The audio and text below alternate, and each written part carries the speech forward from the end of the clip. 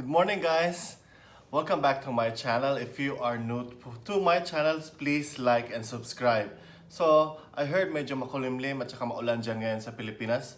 What is the best way to have breakfast? Isang mainit at masarap na Milo Champorado. Tara, samahan niyo po ako.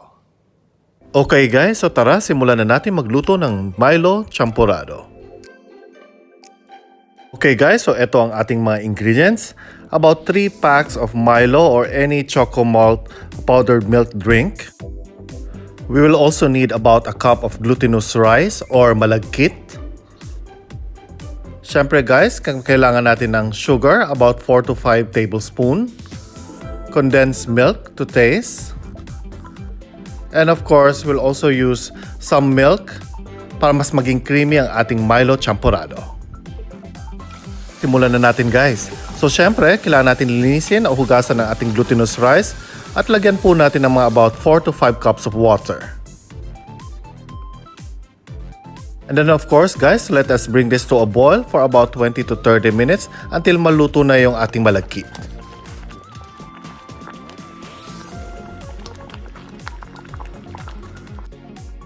Na natin guys ang ating malagkit or glutinous rice. Ilalagay na natin ang ating 3 to 4 packs of Milo, depende sa inyong panglasa.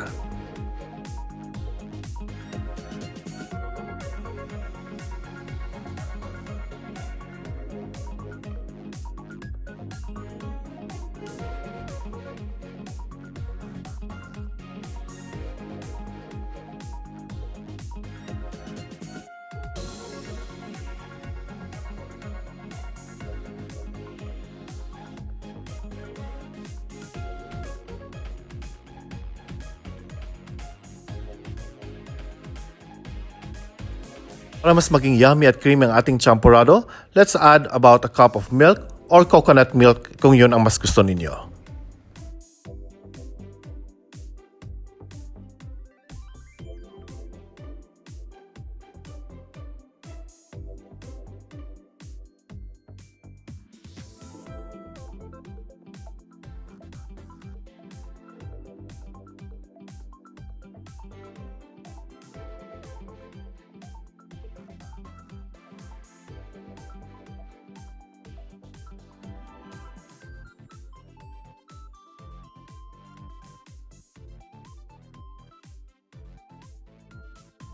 And guys, luto na ang ating creamy Milo Champorado, best served with tuyo. Especially, itap na rin natin ng condensed milk para mas matamis.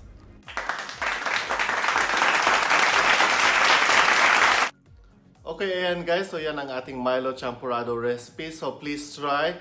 And thank you for watching. Please like and subscribe and see you again in my next video. Maraming salamat po. Bye!